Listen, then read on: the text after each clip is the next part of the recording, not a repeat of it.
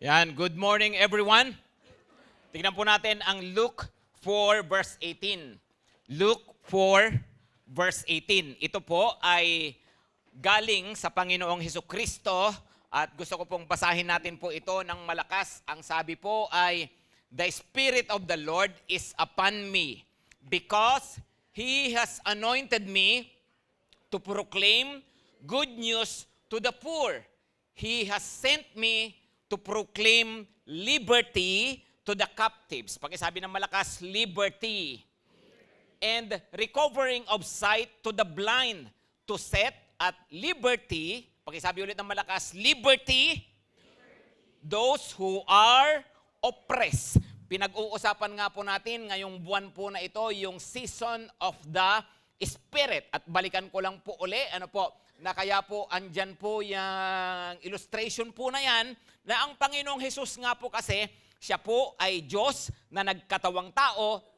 At ang sabi po sa Pilipos 2 ay, "Gayahin ninyo si Jesus, na bagamat siya ay Diyos, hindi siya nagpilit manatiling kapantay ng Diyos, bagkos hinubad niya ang mga katangian ng pagka-Diyos." Nung ang Panginoong Hesukristo po nagkatawang tao at siya po ay nabuhay na karaniwang tao, yung kanyang mga katangian bilang Diyos ay hindi po niya ginamit. Kaya nga po, paano siyang gumawa ng mga himala?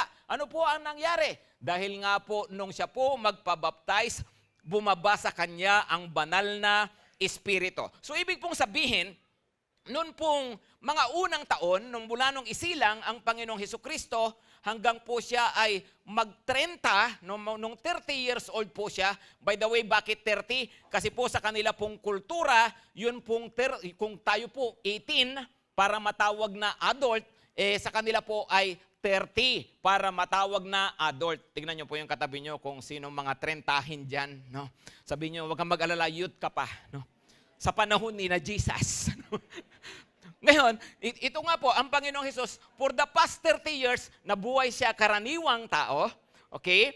Pero ngayon nga po, ang banal na Espiritu bumaba sa kanya pagka-baptize. At yun nga po yung kababasa lang natin na verse, sabi po, He has sent, the Spirit of the Lord is upon me. At mahalaga nga pong makita natin, iba ang buhay na pinangungunahan ng banal na Espiritu. Kaya nga po, dinidesire natin sa buhay natin, ang buhay na talagang alam natin na suko sa Panginoon, sumusunod ayon sa Espiritu, and we call it the season of the Spirit. Noong mga nakaraan po, pinag-usapan natin ang unity. Noong nakaraan din po, pinag-usapan natin ang ministry. O noong last Sunday, ano po pinag-usapan natin?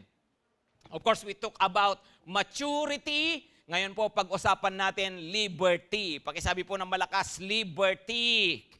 Let's talk about the spirit of liberty. So sabi po ng Panginoong Hesukristo, sumasa akin ang espiritu ni Yahweh, at dahil dyan, sabi, naghahayag ako ng kalayaan. At yun nga po ang dinala ng Panginoong Hesus para po sa atin. Tingnan din po ninyo ang 1 Corinthians 3 verse 17. Ito po, binasa natin ito last time, pero basahin natin po sa older version. No? 1 Corinthians,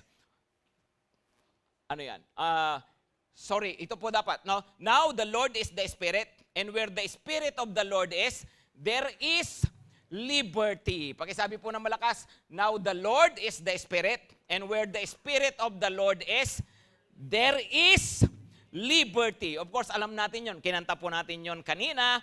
At alam po natin na sa ibang English, ang pagkakasabi po niyan ay, where the Spirit of the Lord is, there is, ano po ulit? Come on, ano po ulit? Freedom. Pakisabi ng malakas, freedom. 2 Corinthians, supposedly, ano po? So, ano po ulit? Where the Spirit of the Lord is, there is freedom or liberty. Pakisabi po ng malakas, liberty. Ngayon, balikan po natin yung verse natin, Luke 4 verse 18. Pansinin po ninyo, 2 beses binanggit ang salitang liberty. At yun po ang gusto ko pong pag-usapan natin. Una po, ang sabi po niya ay to proclaim liberty to the captives. Pangalawa po ay liberty to those who are oppressed. Dalawa po ang klase ng tao na pinapalaya po ng Panginoon. Ano po yung una? Liberty to the captives. Tapos po pangalawa, liberty to the oppressed. At napakahalaga po itong dalawa pong ito. Unahin po natin yung isa. So let's talk about liberty to the captives. At pag po sinabing captive, tayo po kasi lahat po tayo ay bilanggo ng kasalanan at ng kadiliman. Right? Tayo po ay alipin ng kasalanan. Ipinanganak tayo lahat na makasalanan. At dahil po dyan, ay laging nasusunod po ang kasalanan sa ating mga buhay. Ngayon, mayroon po akong nabasa na kwento tungkol po sa isang mama at nagpunta po siya sa isang slave market noon pong unang panahon. Actually, ina-attribute po ito kay Abraham Lincoln, pero wala naman pong sapat na katibayan na nangyari talaga ito. Pero it's a very good story na napunta po siya sa isa pong slave market at nakita po niya yung isang black na babae na ino-auction kasi ganun po sila, patatayuin po yung isang, nung unang panahon po yung nakuha nila sa Africa o anak nung alipin na dati nang andon na black, patatayuin nila yan sa slave market, tapos tatawaran. Ano po? So mayroon pong isang babae na ganun din.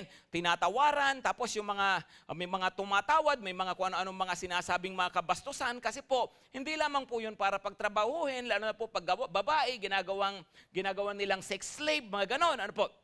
So yung babae, kita mo, kawawa po siya. Of course, at yung mga tao po, na mga puti, kung ano-anong mga sinasabi, at may mga tumatawad. Hanggang nga po itong mama pong ito, ay tumawad siya at hanggang po sa ma-outbid niya, no? Tinalo po niya lahat ng tawad at bandang huli po, nakuha po niya yung babae. Pagkabigay po sa kanya yung babae, sigawan yung mga ibang mga kalalakihan, kung ano mga sinasabi ulit na kabastusan, kaya sabi yung mga gagawin niya dito, ganyan-ganyan, no? Tapos sabi po ng babae, doon po sa nakabili sa kanya, ay, so what? No? What now? O, ano na ngayon? Sabi po nung bumili sa kanya ay, I'm setting you free. Palalayain kita. Free? What free? Sabi po ng babae. No? Sabi, free. Just free. So sagot ulit ng babae ay, free to say whatever I want to say? Yes. Free to say whatever you want to say. Free to do whatever I want to do? Yes. You are free to do whatever you want to do. Free to go wherever I want to go? Sabi ng babae. No? Sabi ulit ng lalaki, yes. Free to go wherever you want to go. Tapos sabi po ng babae, then I'm going with you. Alam po ninyo, tayo pinalaya po ng Panginoon at ano po ang tamang paggamit po ng kalayaan na yan? Gamitin po ang buhay para po sa Panginoon. Amen po ba? Bakit ko po ba kinakailangang i-emphasize po yun? Kasi nga po, ganito, ano po, akala po ng iba, pag sinabing kalayaan, ay yung magawa mo lahat ng gusto mong gawin, gaano man yan kasama. Right? That's what others call freedom.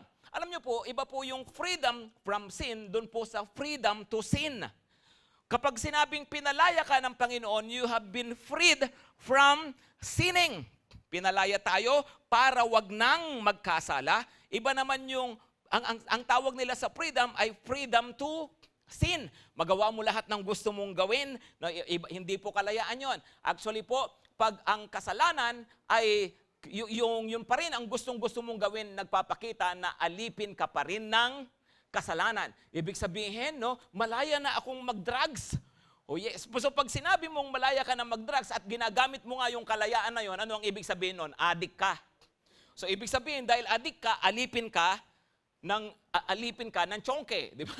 Alipin ka ng droga. Right? Yun po ang ipinapakita noon. At hindi po ganong klase ng kalayaan ang sinasabi po ng Panginoon. Kumbaga, kaya nga po nung pinalaya po tayo ng Panginoon, pinalaya tayo upang wag nang magkasala. Maliwanag ba, mga kapatid? So parang ganito lang naman po yan eh. Ano po? Na ikaw ay nakulong, tapos natapos mo ang iyong sentensya, pagkatapos nakalaya ka na, o pagkalaya mo, ano ang gagawin mo ngayon sa iyong kalayaan? Yes, balik sa dating gawi. No? O ganon? No, tulak-tulak uli. No? Ganun ba? No? Kasi pag ganun ang ginawa mo, teka muna, mukhang may hindi ka naintindihan. Mukhang akala mo ang kalayaan ay para sa paggawa ng kalokohan at ng kasamaan. Hindi. Ang kalayaan po, kaya ka pinalaya, para na sa ganon, bigyan ka ng pagkakataon na mabuhay na ng tama. Amen, mga kapatid. Yun ang freedom na sinasabi ng salita ng Panginoon. That is freedom from sin. Now, I want you to understand this, Galatians 3 verse 22. Kasi po, ngayon po, gusto ko pong tutukan natin, lagi nating narinig, pinalaya tayo sa kasalanan. Ngayon, gusto ko rin pong maintindihan natin, pinalaya tayo sa kautusan. Pinalaya tayo sa kasulatan. At anong kasulatan po yun? Yung nga po yung kasulatan ng mga kautusan. Verse 22, tingnan nyo po ito. But the scripture imprison. Pakisabi ng malakas, imprison everything under sin. So that the promise by faith in Christ Jesus might be given to those who believe. Ha? Ano raw? Yung scripture, yung Bible, yung Old Testament, ano raw? Ibinalanggo tayo sa ilalim ng kasalanan. Ha? Ba't ganun? Parang ang sama yata nun. No? Well, ang ibig pong sabihin niyan, ganito po. Ano po? Noon pa man, dati naman na talagang lahat ng tao ay makasalanan. Right? Inborn na tayo dan. So, ibig sabihin, lagi nang andyan ang kasalanan, lagi nang ang mga tao ay matagal nang nakatali sa kasalanan. Pero ano ba ang ibig sabihin ngayon ng imprison? Ang ibig sabihin po nito, kung ang kasalanan, yun po yung selda, ang kautusan, yun po yung jail guard. Anong ibig sabihin? Na ginagawa po tayong accountable sa ating kasalanan, nag-set ng limit. So parang ganito, dati nang makasalanan ng mga tao, pero ngayon sabi ng Diyos, ito, wag kang papatay. Dati na bang pumapatay ang mga tao? Come on, di ba? Wag kang magnanakaw. Dati na bang may pagnanakaw? No? Pero ngayon, ibinigay ng Panginoon yung kautusan upang yung mga tao, sabi sa Romans 3 verse 20, maging conscious sa kasalanan. At nang sa ganon, magkaroon sila ng pananagutan sa kasalanan. Maliwanag? Parang ganito na rin po yan. Halimbawa sa panahon po natin. Dahil po sa social media, andyan po yung Facebook, andyan yung kung ano-anong mga platforms, at ngayon nga po, yung mga paninirang puri, mga pang-aatake sa iba. Right? Mga kung ano-anong mga pinupost na mga masasama tungkol sa kapwa. Of course, dati na bang andyan yan? Yes. Tapos dahil pong andyan yan, nagkaroon ng batas. At ano ang batas na yon? Yung nga po yung cyber libel, nang ibig sabihin, hindi mo na pala pwedeng basta-basta gawin yan. Dati mo na bang ginagawa? Oo. Pero ngayon ay sinabi ng Panginoon, sabi ng batas, ng pamahalaan, huwag mo nang gagawin yan. Bakit? Kasi mayroon kang pananagutan. Maliwanag po ba mga kapatid? Hello, maliwanag po? So yun ang ibig sabihin yan. No, so actually, the law does not remove our sins. It just reveals our sins. No, hindi niya tinatanggal ang ating kasalanan, pinapamukha lang niya at pinapanagot tayo sa ating kasalanan. Kaya nga sabi doon sa verse na binasa natin, sabi po niya ay the scripture imprison everything under sin, so that the promise by faith in Jesus Christ might be given to those who believe. Ito na po nga po, nung sumampalataya tayo sa Panginoong Hesukristo, tandaan po ninyo, ang batas hindi makapaghuhugas ng ating kasalanan, ang mga batas ni Moses hindi makapagpapalaya sa atin sa kasalanan. Kaya nga po, inilagay po siya dyan para bago dumating si Jesus, ang mga tao ay ma-conscious sila sa kasalanan. Tapos dumating nga po ang Panginoon at ang Panginoong Hesus na namatay sa krus para sa ating lahat. Nung mamatay po siya at sumampalataya tayo sa Kanya, siya ang nagpalaya sa atin mula sa ating mga kasalanan.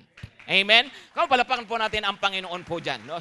So yun po yung nangyari. So ang batas, it shows what sin is, and it also shows how sinful we are. Pero ang Panginoong Hesus, ipinakita po niya na gaano man tayo kamakasalanan, tayo ay pinapatawad at pinapalaya sa ating mga kasalanan. Amen? Mga kapatid, so yun po, kaya pala, no?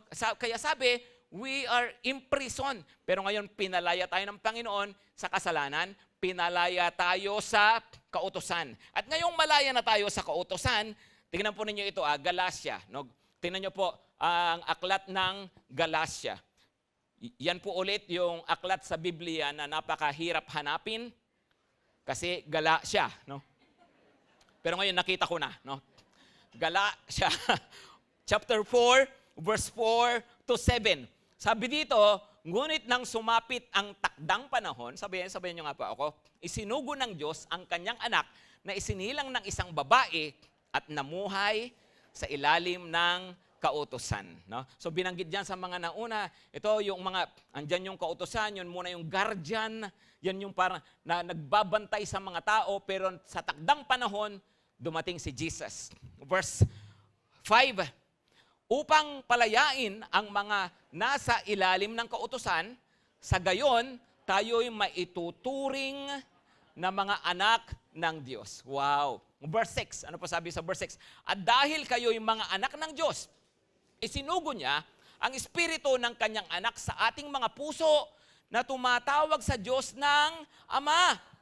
Ama ko. Alam niyo po, ang ganda ng pagkakasabi niyan sa pagbabasahin niyo po sa English, of course, Father, no? Kaya yung iba po nakalagay mismo ko ano po yung original word, Abba, no? Abba, Father.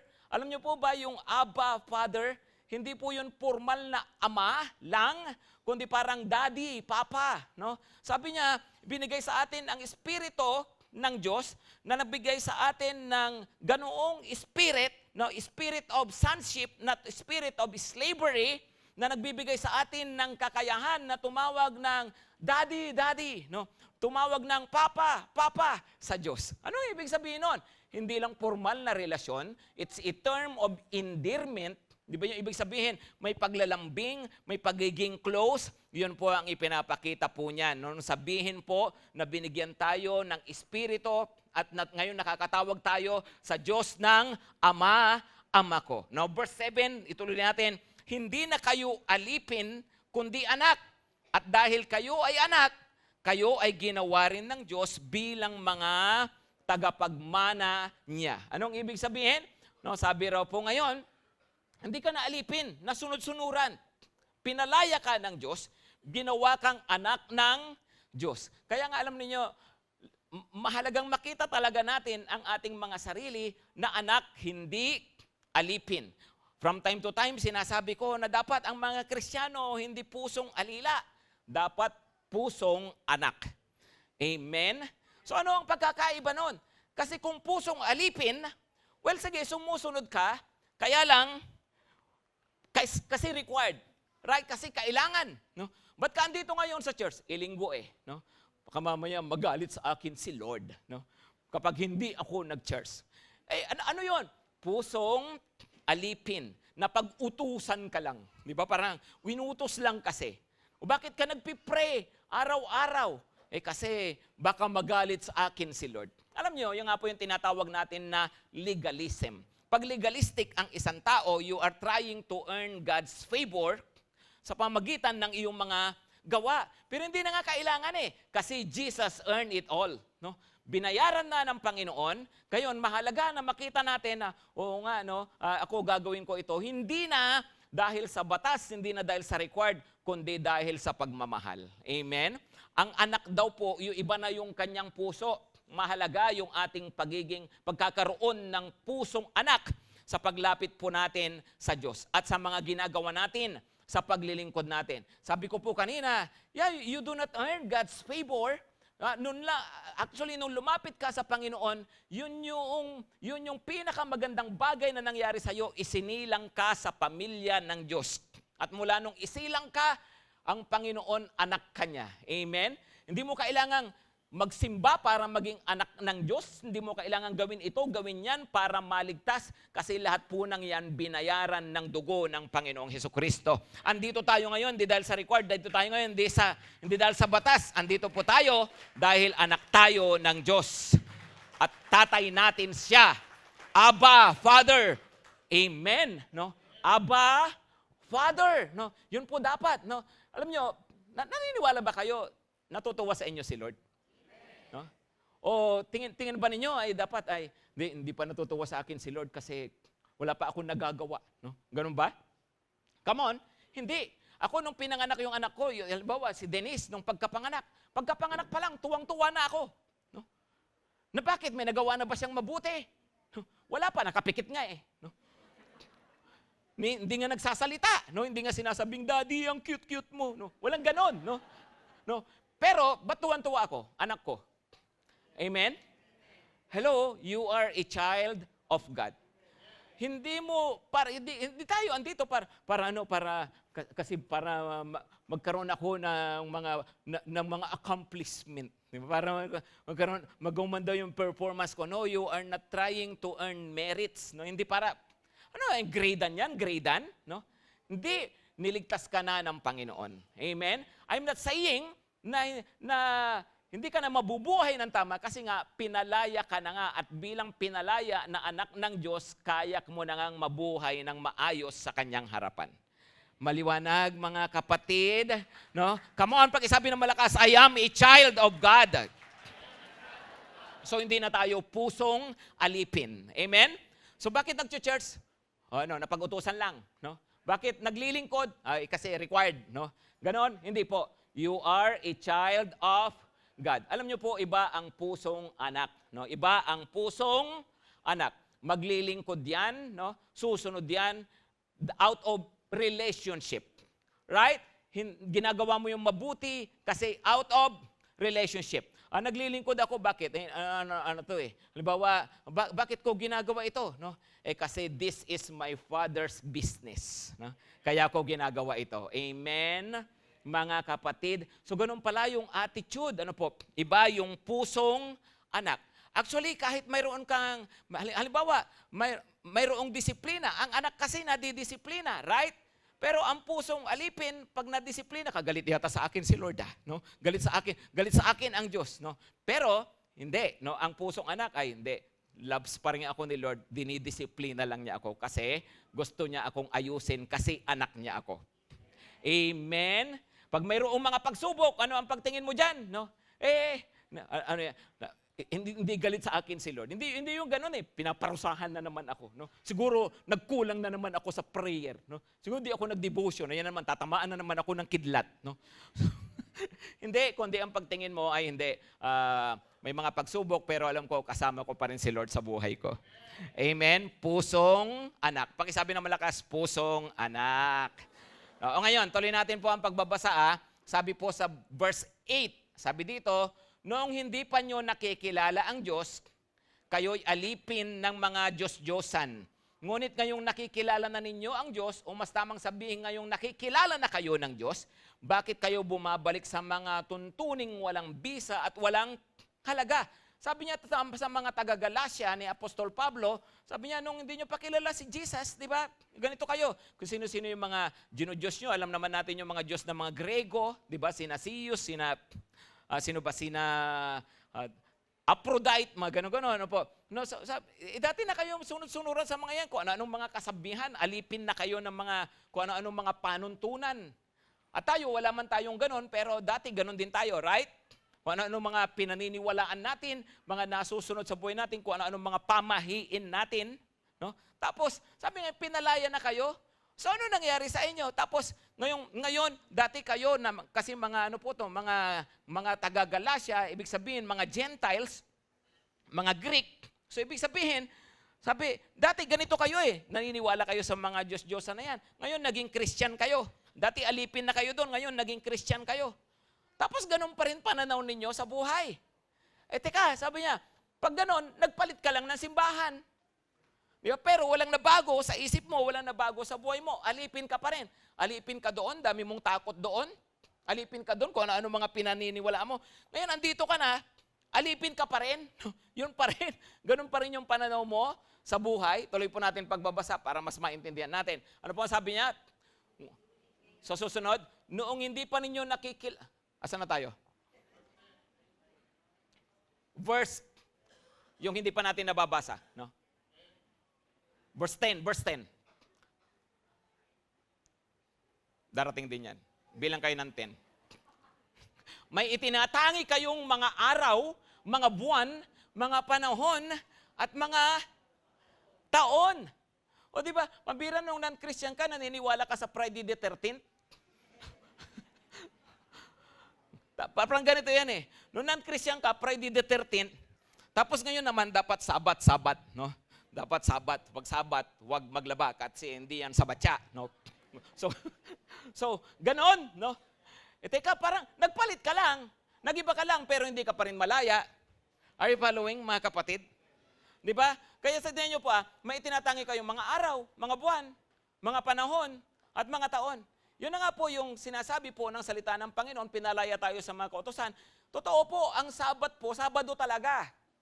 Pero ang mga Kristiyano nga po kasi, magmula nung si Jesus nabuhay, muli ng linggo, mula noon, ang mga Kristiyano nung unang panahon, linggo po nagtitipon to celebrate the resurrection of the Lord Jesus Christ. Maliwanag, mga kapatid. Kasi nga po, hindi na tayo tali sa kautusan. Hello, maliwanag po ba? No? Pastor, bawal ba ang pork? No? Oo, bawal. Kung may sakit ka sa puso. No? Pastor, bawal ba ang dinuguan? Oo, kung walang puto. No? So, ano ba yun? Ano ba? Puro bawal-bawal pa rin? Ganun ba? No? Pinalaya raw tayo ng Panginoon. Of course, be responsible. Pakisabi ng malakas, be responsible. Hindi porke pwede mo nang kainin lahat, kakainin mo nga lahat. Kaya ganyan itsura mo ngayon eh. Di ba? Kaya ganyan bilbil mo eh. No? Kaya, be responsible pa rin. Tama? Hello, tama? We are morally responsible pa rin sa ating mga kalusugan. Di ba? Kasi temple of the Holy Spirit. Maliwanag, mga kapatid? Okay, pero the point is, kung meron ka mang pinagbabawal sa sarili mo kasi masama para sa iyo, di ba? Yung mga pagkain, no? Pero hindi ibig sabihin na dahil magkakasala ka. Kasi nga po pinalaya tayo ng Panginoon. Amen. By the way po, mga kapatid, no, dalawang bagay ang gusto ko pong makita natin dito. Ingat po tayo sa dalawang klase po ng teaching. Yung una po ay yung tinatawag na extreme grace. Extreme grace. You are no more under law, you are under the grace of God. Dahil nasa grace ka na, gawin mo na lahat ng gusto mong gawin. No? Okay na lahat. No? Hindi mo kailangan humingi ng tawad, hindi mo kailangan mag-pray kasi lahat binayaran na ni Jesus. Mga ganon. Ano po? Ang tawag doon ay extreme grace. Ingat po tayo doon. Uli, hindi ka pinalaya para gumawa ng lahat ng gusto mong gawin. No? Pinalaya ka para sumunod sa Diyos. Binigyan kayo ng kakayahan sumunod sa Panginoon. Amen? Ang pangalawa po, yung tinatawag na Messianic Judaism. Ang dami rin po niyan kahit sa Pilipinas. May mga Kristiyano na, yun po, sila Christian daw, nananampalataya sila kay Jesus, kaya nga Messianic. Tapos po ngayon nagbibihis, Hudyo na sila, yung balot yung katawan, nagpapahaba ng balbas. No? Tapos sila po ngayon ay nabubuhay na parang mga Israelita.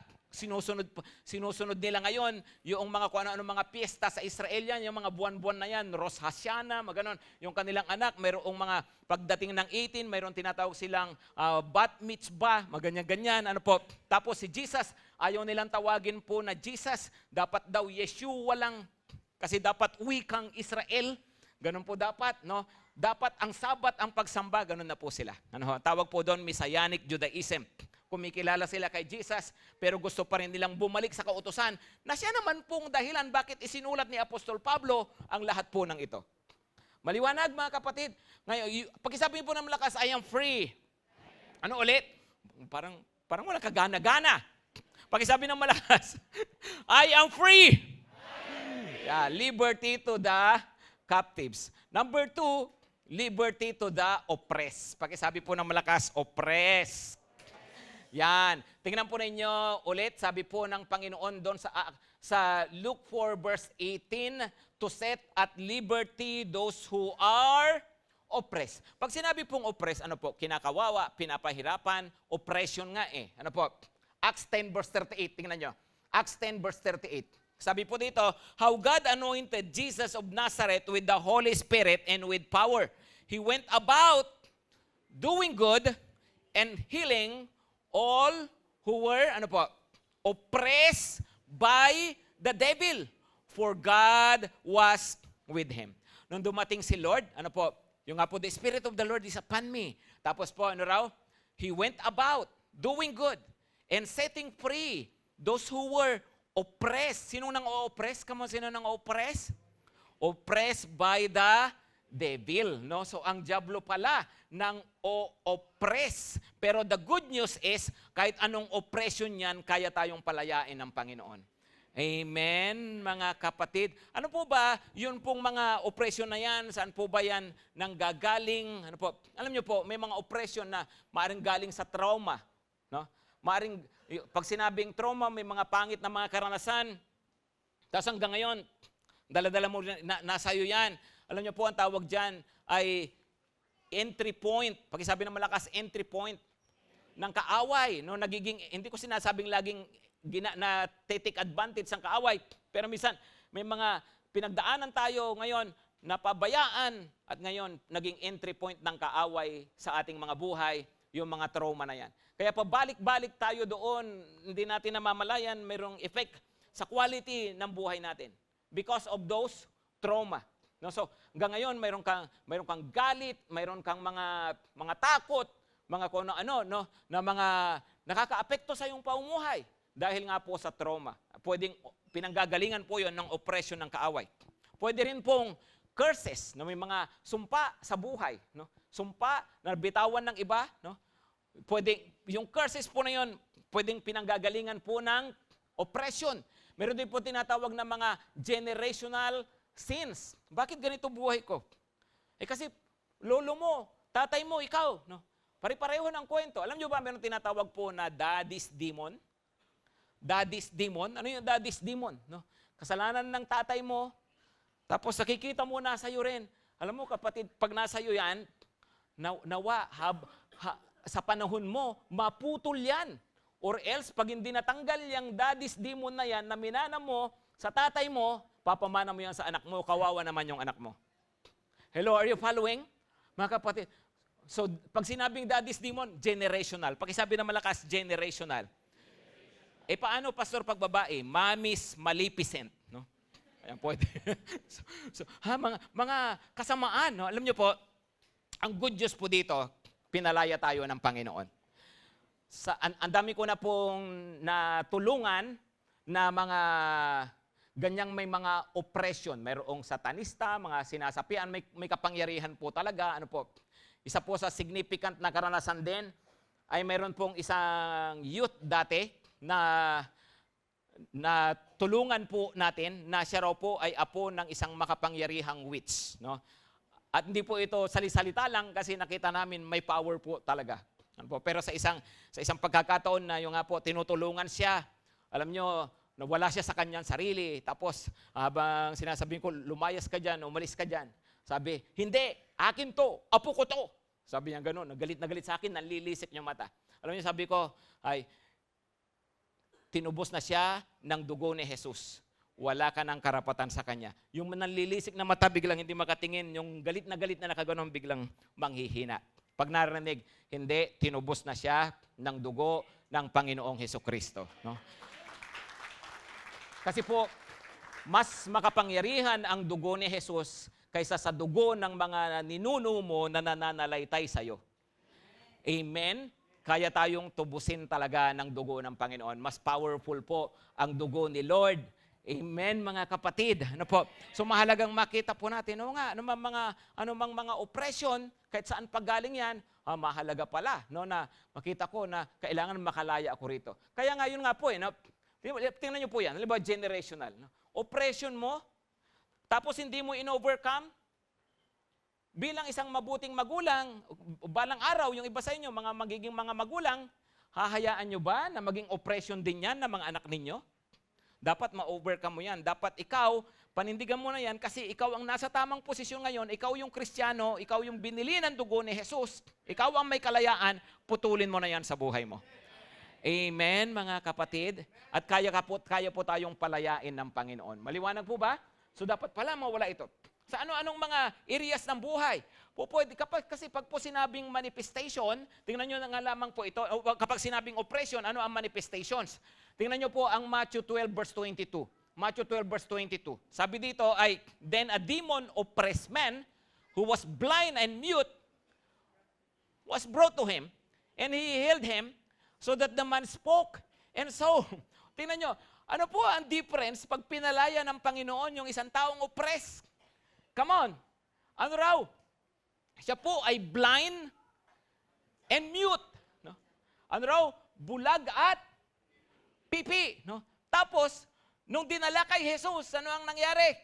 Nakapagsalita at nakakita. Wow. Grabing twist ng kwento. kapag naranasan natin ang pagpapalaya ng Panginoon. Amen, mga kapatid, no? So you see, tingnan niyo po demon oppressed man. Hindi lang nakalagay diyan, pero itong taong ito hindi siya makapagsalita, hindi siya makakita, kundi wala rin siya actually sa katinuan, no? Pero tingnan niyo po, tinulungan po siya ng Panginoon. So pag sinabi pong oppression, saan nagmamanifest yan? Pwedeng physical. Bakit mayroong ganitong karamdaman? Bakit pa ulit-ulit na lang, no? Magandang makita po natin, baka oppression, right? Pwedeng mental. Di kagaya rin nito, no, na nawawala sa sarili, ganyan. Sa seminary po namin, isa nga po sa mga pinag-aaralan po ng mga nagme-major sa counseling ay yun pong tinatawag na psycho-spiritual analysis, no. Mayroong mga psychosomatic, ibig sabihin psycho saka soma, ibig sabihin body, katawan. Meron ding mga psycho-spiritual. Yung palang pinagdadaanan nito, hindi lang pala normal na anxiety, hindi pala normal na depression. Napasukan na ng kademonyohan, no? Kaya para hindi makuha lang sa counseling, hindi makuha lang sa gamot kasi kinakailangan niya ng pagpapalaya ng Panginoon. Hindi ko sinasabing lahat na lang ng depressed ay may demonyo, Hindi ko rin sinasabing lahat na lang ng may anxiety ay may sapi. No? Hindi po ganun ang ibig natin sabihin. Pero meron po talaga mga psycho-spiritual cases. Okay? Bakit ganito? Lagi akong tuliro. Bakit ganito itakbo na isip ko? Bakit lagi ako nananaginip ng ganito? No? Pag natutulog ako, nananaginip ako na natural, pag tulog, kailangan namang gising ka, nananaginip ka. No? Pero yung pag tulog ako, nananaginip ako na masama. No? Laging masama, laging Pag gising ko, tatakot ako, wala akong Kapatid, baka oppression na yan. No? Baka kailangan ng mawala sa buhay. Amen? Bakit ganito kwento ng pamilya namin? Lagi na lang magulo, lagi na lang sa relationship. Maganda, makita natin, baka oppression. Hello?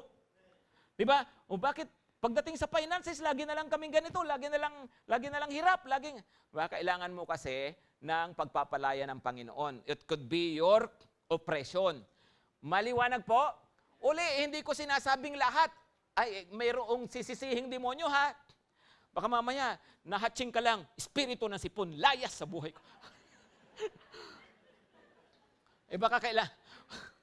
Baka naman kasi, ano lang talaga, di ba? Kailangan mong mag-vitamins. Di ba? Espiritu ng kahirapan, layas sa buhay ko. Hey, nagtatrabaho ka ba? Baka tamad ka lang. Ang palayasin mo, espiritu ng katamaran. Amen? No? So, yun na nga no? Pero pwedeng may mga ganon, 'di ba? May mga oppression sa ating buhay. Pwedeng ito nga po, no? Spiritual po kasi andyan yung spiritual angle po sa ganyang mga pangyayari. So mayroong oppression. Magandang makita po natin iyan. Bakit tong sakit ng pamilya? Bakit ganitong kalagayan namin? Bakit ganito yung buhay? Alam niyo, mga kapatid, magandang ma-recognize yan, hindi para katakutan, ma-recognize yan para putulin sa iyong buhay. Uli, lahat kayang putulin ng dugo ng Panginoong Hesus. Kahit anong sumpa yan, lahat kayang pagalingin ng Panginoong Hesus, kahit anong trauma yan. Amen? Lahat kayang ayusin ng Panginoon kahit anong gulo yan. Kasi nga po si Lord nagpapalaya sa oppression. Tingnan po ninyo, ituloy natin ang pagbabasa, verse 23. 22 yung binasa natin. Gusto kong basahin natin sa Tagalog kasi po gusto ko lang makita natin dyan yung salitang oppress. Anyway, 23. Namangha ang lahat at sinabi nila, ito na kaya ang anak ni David? No? Ba? Pipi nagsalita? Bulag? Nakakita? No? So, sabi ito na kaya? No? Verse 24. Nang marinig ito ng mga Pariseyo, sinabi nila, nakapagpapalaya siya ng mga demonyo sa pamagitan ng kapangyarihan ni Beelzebul, ang pinuno ng mga demonyo. Hindi, ano yun lang yan? Ano yung kunaybans? Sabi. So, ano rin yan? Kapangyarihan din ng demonyo yan, sabi ng mga Pariseyo, no? Tapos, verse 25. Subalit alam ni Jesus ang kanilang iniisip, kaya't sinabi niya, ang bawat kaharian naglalaban-laban, ang mga mamamayan ay babagsak, at alinmang bayan o sambayang sila ang naglalaban ay nawawasak. Verse 26. Kaya't kung si Satanas ang nagpapalayas kay Satanas, kinakalaban niya ang kanyang sarili. Kung gayon, paano pa niya mapapanatili ang kanyang kaharian? Verse 27. Kung ako'y nagpapalayas ng mga demonyo sa kapangyarihan ni Beelzebul, sa kaninong kapangyarihan naman nagpapalayas ng demonyo ang inyong mga tagasunod? Sabi niya sa mga, kinukwestiyon niyo ako, ikayo kaya? Sabi ng Panginoon, Ang ginagawa nila ang magpapatunay na maling-mali kayo. No? Tapos verse 28. Ngunit, kung ako'y nagpapalayas ng mga demonyo sa kapangyarihan ng Espiritu ng Diyos, nangangahulugang dumating na sa inyo ang kaharian ng Diyos. So ano raw sabi ng Panginoon? By the Spirit of God. If I drive out demons by the Spirit of God, then the kingdom of God has come upon you. So mapalad kayo, sabi niya, naranasan nyo ang power ng Holy Spirit, pinalaya kayo ng Panginoon. Alam mo, ang ibig sabihin niyan, kasi bahagi ka na ng kaharian ng Diyos, anak ka ng Diyos. Amen? Anong ibig sabihin? Kung anak ka ng Diyos, kapatid, huwag kang matakot, kaya kang palayain ng Panginoon, dapat mawala ang mga opresyon sa buhay mo. Amen? Kasi the kingdom of God has come upon you and the Holy Spirit is in you and He is going to set you free. Amen? Ituloy po natin ang pagbabasa. Ano po? Meron pa ba yung 29? Sabi po, hindi mapapasok ang bahay ng isang taong malakas kung hindi mo na siya gagapusin. Kung nakagapos na siya, saka pa lamang malulooban ang bahay niya. No? Oo nga naman. No? Papasukin mo yung bahay ng isang tao, kukunin mo yung mga gamit niya, pero ang lakas-lakas niya, no? What do? Gapusin muna. Sino ang tinutukoy na strong man? Si Satanas. Sino ang gumapos? Si Jesus. At dahil ginapos na ni Lord, lahat ng mga tao, lahat ng mga hawak ni Satanas, kaya nang palayain. Kaya nga tayo nakakilala sa Panginoon, lumapit tayo sa Panginoon, dati alipin tayo ng kasalanan, ng kadiliman, ngayon kaya nating sumunod sa Panginoon. Alam niyo kung bakit? Ginapos ni Jesus si Satanas. At ngayon, pinalaya ka na ng Panginoon, kapatid. Kailangan mo lang talagang panindigan at ipamuhay ang kalayaan na iyan. Amen? Amen? It is by the Holy Spirit who resides in you. Aba, andyan pala ang banal na Espiritu na nananahan sa akin. Amen? Kaya nga po, tayo ngayon na mananampalataya sa Panginoon, tandaan ninyo, ang tawag sa atin, you are the temple of the Holy Spirit. Nasa akin na si Lord, nananahan siya sa akin. Yes, dahil po dyan, mabubuhay po tayo ng malaya. Yan po, available sa ating lahat. Ipamuhay mo na lang talaga. Tumayo po tayo. Tumayo po tayo.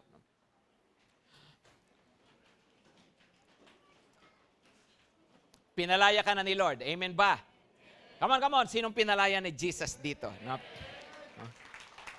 He has come to set at liberty those who are captives and to set free those who are oppressed. At ngayon nga po, alam nyo, dahil po sa ating pananampalataya sa Panginoong Hesus, kailangan nating maintindihan to, mga kapatid. No? You are forgiven, nilinis ka sa iyong mga kasalanan. You are free, pinalaya ka na. And now, you are the dwelling of the Holy Spirit. Pero huwag kang papayag that you are just being dwelt by the Spirit. Nakatira sa akin ang banal na Espiritu. Alam niyo maganda? Allow yourself to always be filled by the Spirit. Kasi pag puno ka ng Espiritu, walang lugar ang mga bagay ng kadiliman sa buhay mo. Bakit may mga kadimonyohan? Kasi nga po, hindi puno ng banal na Espiritu yung buhay natin. So don't just be forgiven, don't just be free. Be filled by the Spirit. And then you can live out that freedom that Christ has purchased for you. Pwede na po nating ipamuhay iyon ngayon. Amen, mga kapatid? No? Kaya po sa oras po na ito, isang bagay po na I'm going to pray for you, pero mananalangin din po tayo, idesire natin, Holy Spirit, fill me. Amen po ba? Nanawa, mabuhay tayo lagi sa pangunguna, pamumuspos ng banal na Espiritu sa buhay natin. Yumuko tayong lahat at pumikit. At sabihin niyo po ito ng mayroong pananampalataya. Sa pamamagitan ng dugo ni Jesus, ako ay tinubos. Come on, by faith. Sa pamamagitan ng dugo ni Jesus, ako ay tinubos. Wala nang kapangyarihan ng kasalanan sa buhay ko. Sa pamamagitan ng dugo ni Jesus, ako ay inilipat na mula sa kadiliman tungo sa kaharian ni Kristo. Wala nang kapangyarihan si Satanas sa buhay ko. Come on, once more. By the blood of Jesus, I am redeemed. I have been set free from sin. Sin has no more power over me. By the blood of Jesus, I have been transferred from the kingdom of darkness to the kingdom of Christ. And Satan has no longer power over me by the blood of Jesus. Thank you, Lord. Thank you, Jesus. Salamat po, Panginoon. At ngayon po, Panginoon, let me pray for you. If you need prayer, alam mo, Lord, gusto kong maranasan talaga yung liberty na yan.